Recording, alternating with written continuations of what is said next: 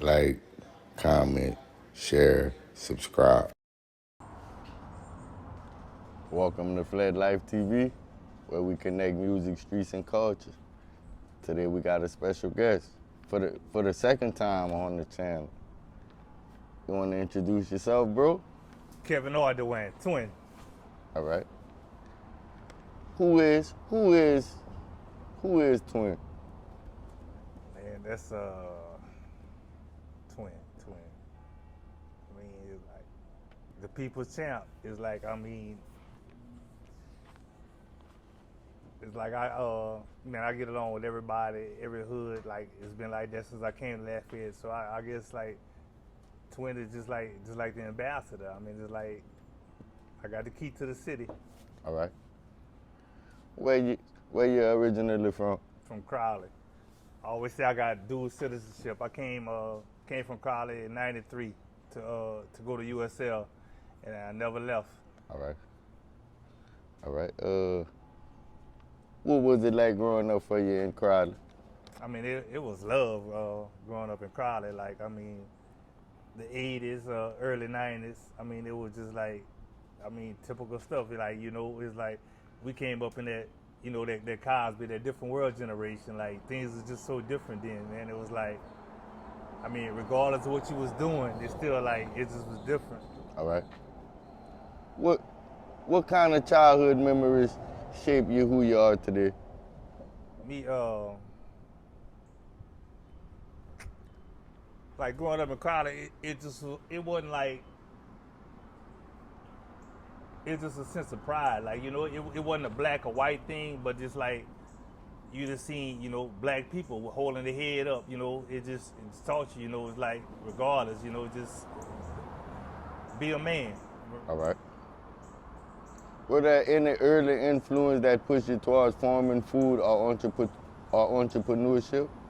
I mean, it was like the hustle been in me since I was young, like I always had that entrepreneur spirit. And then as far as agriculture, like, my family, my grandfathers, my daddy, and then even in school, like, I took ag in school. Like, we had FFA then, and like it wasn't cool at all. Like, yeah, black guys took ag though because it was an easy class though. But I took it for real. Like, I was an officer, and like I got teased a lot for that because it wasn't cool. But like I don't regret that decision because I learned so much in that program, and it led me to where I am today.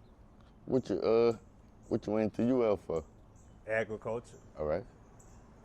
What inspired you to start Fightingville Fresh?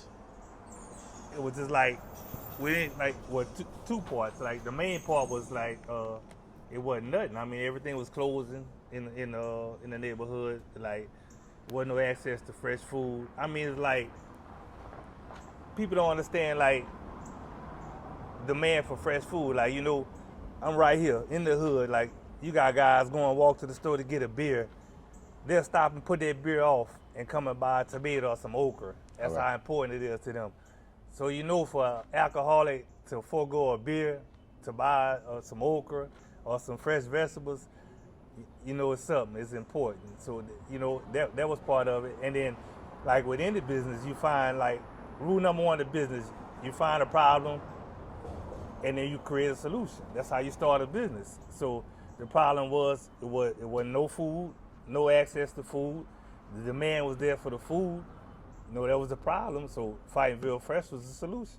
That was around the time Walmart and Piggly Wiggly closed? Everything closed. Like, it was right before COVID. We started Juneteenth, 2020. All right. So COVID played a part in starting. Well, no, like we started right before COVID. Then COVID hit. It helped that that we was outdoors, and then the type of business we had. So like that drew a lot of people to us. Like, so like we during COVID, like we might have did better during COVID than we did now because of the spacing and everything was outdoors. It was cool. All right. How do you personally define food as medicine? It's like, you are what you eat. So it's like, that's the basic way to put it. It's like anything. cause like, you know, how they say you born dying. So it's like, from the moment you born to the moment you die, everything you're introducing to yourself gonna determine what, you know, your quality of life or how you live. All right. How important was preserving Creole traditions and ancestral healing in your vision for this market? Well, like, you know, people always say like preserve. It's like, I mean, I'm Creole, born and bred. You know, I never stopped living this, so it's not like, you know, you could say preserve it, but we never went nowhere. You know, we still living. It's like, so I like to say it's more observed than preserved. All right. Okay. What's your favorite thing about Lafayette as a city? It's just like, it's a little big town. You know, it's like, we got all amenities. We don't have all amenities, but I mean, we got enough amenities, like, you know, so it's not like, it ain't the sticks, you know, like, you know, all the small towns around here, look up us, you know, as a city, and it's still small enough where you got the community, and, you know, everybody, like, see, you know, I've been here 31 years, so it's like, I know everybody, and everybody know me. Right. How has Lafayette shaped your journey as an entrepreneur? It's just like, I mean, Lafayette been good to me. It's just like, the hustle is real in Lafayette. Like, if you, I mean, you can make it. It's just like, you know, times is hard, but it's like, in Lafayette, if you got the grit and you got the desire, you can make it. All right. What makes Lafayette Northside so unique to you? It's just like, I mean, for one, it's just like the area. I mean, we right there. We close to everything. We right off the interstate. We right there. The geography. I mean, we dry. We don't have to worry about floods and all that. It's just like the community. You know, everything is just connected. I mean, I love the North. Like I could, and it's the thing. Like with what I do, I pretty much could set up shop anywhere from probably from the Texas line to Baton Rouge. It's like, and still make it. But like, so, but I choose North Lafayette because I love North Lafayette that much. All right. How do you think Fightingville Fresh impacts the culture of Lafayette? It's like, because I look at it like, you know, I mean, I'm older than you, but I know you remember, like, this was the block. I mean, this is like Fightingville, and it's like, you look at it now, like, everything changed. So it's like, you know, and that's one of the things that I'm so proud about this market. It's like, we that anchor. We the last, you know, we truly are the last of the Mohicans. It's like, right. You know, it's you know, the original people, like, everybody's gone. It's like, there's no natives left here. It's like, and that's not a bad thing, you know, but things just change so much. It's like, but we still here holding it down. It's like, you know, they changed the name, like Laplace. I mean, it's always gonna be Fightingville to me. That's why we you know, we paint the mural. It's Fightingville. All right. What's one Lafayette tradition, dish, or cultural practice that you want to see live on forever?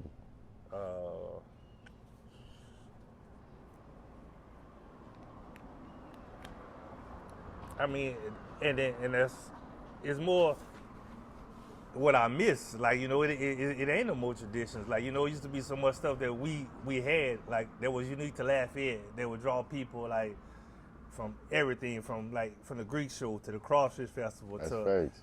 Hyman Park on Sunday, Gerard Park on Sunday. Like, it ain't no more traditions, though. It's like, it ain't nothing to look forward to or to draw people to Lafayette no more, other than, like, you got Festival International, Mardi Gras, and then that's getting diluted. Like, it's no more traditions.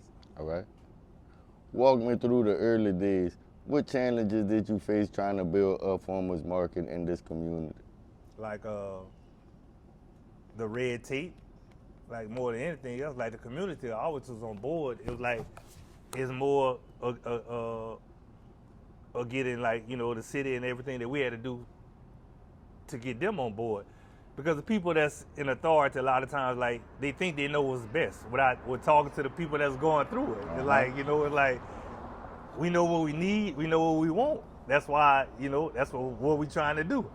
But then you gotta go through and not all procedures. I mean, we need procedures. You know, you can't just do everything wild and crazy, but like it was a lot. We had to go through a lot of, and we still, still limited what we could do.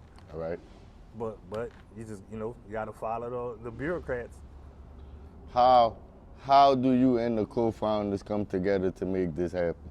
I mean, it's like it worked. Like we all took a beginning farmers class at that was sponsored by LSU, and like from the beginning, like we all, it's like I like to say it's three of us. So it's me, I got my friend Kimberly Collada and my friend Nicole Johnson. So we look at it like any corporation look at it. So I look at it like I'm more operations. So I take care of the grounds, like security, just taking care of the premises. All right. Then we got Nicole. Nicole is good with the retail aspect, dealing with the vendors, and then Kim is the back end. She take care of all the bookkeeping, the displays. Like we all play a part, and it all work together. It's like we don't really have to even communicate that much because it just works. All right. What does Fightingville mean to you personally? It's like home. It's like welcome. Like the first place I came, like when I came to Lafayette, it's like I landed here in Fightingville, and it's like from the beginning, like it just everybody accepted me. Like in Lafayette, period though, but like Fightingville, it's just the beginning. Like I look at it like between Fightingville, Monroe, the Zip, like it's always gonna be love. All right. What's been the most rewarding part of being a community entrepreneur? Just being in the community and just like seeing people, like it's not even about the money because I don't do it for the money. I don't make a lot of money. It's just like the impact. Like like I said, like I spoke on earlier, like the two things that motivate me the most is like when I could bring a smile to somebody old face, like the elderly, because it's like the type of stuff that I grow and the food that I bring them is like it bring them back to their childhood, and they just so happy to be able to get it, and it's fresh. It's not the trash that they gotta buy in a grocery store, and I'm bringing it to their doorstep. And then on the other side is the other people, like I'd rather sell like that dude walking down the street and stop and come get one tomato from me, bring me more joy than somebody pulling up in a Lexus and buying 50 pounds of tomatoes. All right. What's one lesson you learned about business that you wish you knew when you started? Just everything, like, I just in life, period, like, our community, like, you have to learn, even before you get money, you have to learn how money works. Once you learn how money works, every move you're gonna make, it's gonna be strategic. You're gonna work toward that goal. Like, it's like playing Monopoly, like, even like you get a new device and they tell you like what you're interested in, and you click on but step outside the box, click on news, history, stocks, sports, and once you start learning how money works, you know how to work your money. It's like business the same way. It's like I think the main reason, like I'm probably gonna say and I might be wrong, don't quote me on the numbers though, but I'm gonna say probably more than 60-70% of business that fail is because tax reasons. Like right. If you just that a break a business, like just going into business, like the amount of taxes that you gotta pay, it ain't much money left at the end for right. you as a business owner. All right. But you handling all this money, like you getting all, like you got a good day. Whatever, store, restaurant, whatever you're doing, you got a good day. People fail to realize though, you collecting taxes through all of that. Thanks. So those taxes come due. So it's like when you commingle that money and you don't separate that money, it's like that's where the problem come in there. Like, it's not about not having business. It's about taxes. We just don't pay our taxes, and that's why we fail. And you got to realize that, you got to do your research and do your homework, like how much it actually, the cost of business, how much it really costs to do business. It costs a lot. Like you don't have a lot. And that's why it's important to have, multiple streams of income too, because you can't even though you should, like, you used to could do that, you can't make a living off your business. Like, very rarely. Like, if you run a business and that's your sole source of income, that's gonna strain the business. You know, the business got to support itself. Thanks. And off of that, you get supported, but it can't be your whole means of support. You know?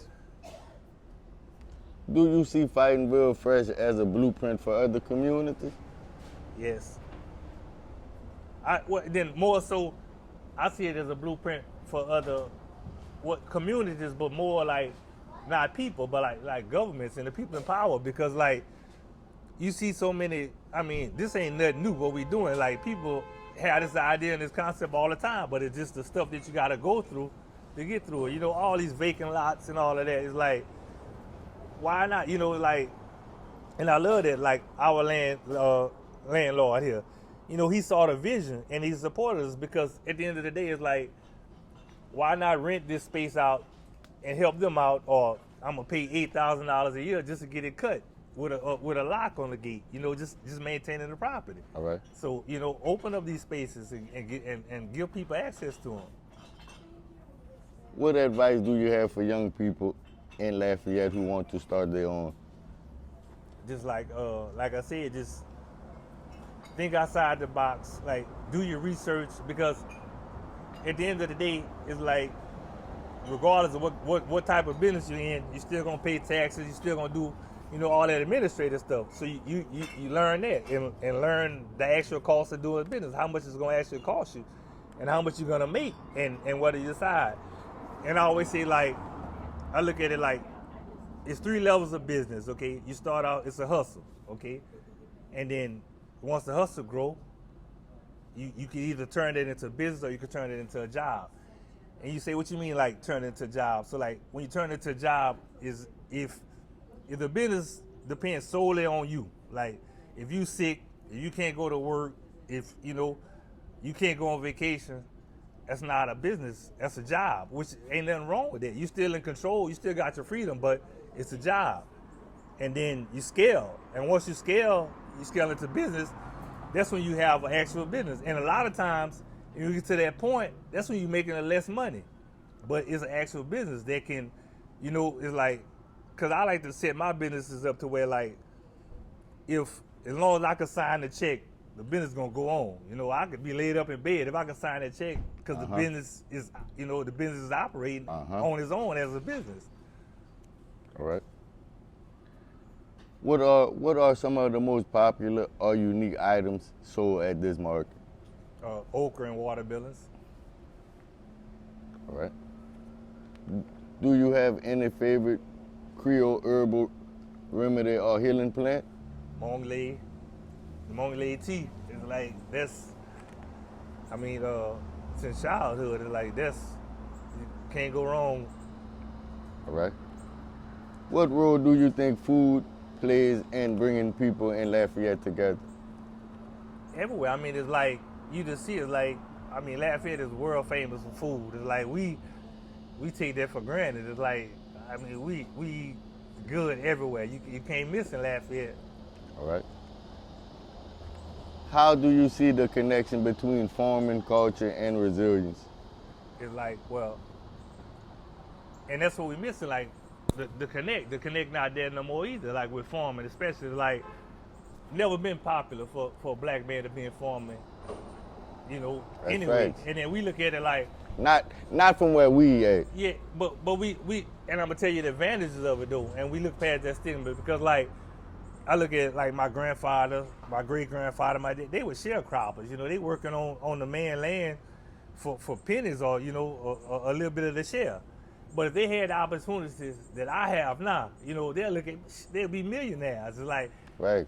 I wish I had the knowledge that they had to grow with the business sense that I have and the opportunities that I have. Like, we would be unstoppable. Thanks. So why not go back to that? You know, and again, like, it's not a black or white thing, but it's like certain things, like, we acclimated, like, that's why I don't worry about it. Like, I grow okra, that's my main crop. It's like, and you'd be like, I don't worry about the competition. And the reason why is because it's like, I'm built for this. Everybody ain't built for that. Like, you know, who gonna go out there 80, 90 degrees but us? Thanks. And you be like, well, I'm not going out there and work like a slave. You're not going out there and work like a slave. Like, you getting paid. You getting paid like the man that held us in bondage. So it's like, you know, we got to get past that. It's like, and get back to land, buy the land. It's like, you know, it's like, you can support, man, off of a couple of acres of land, you can support your family off a couple of acres of land, Right. just commercially.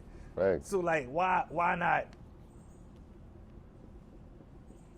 What's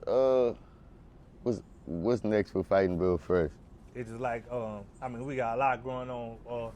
We was able to secure a grant from the United Way, and through that we was able to put in. So we put in a wash station.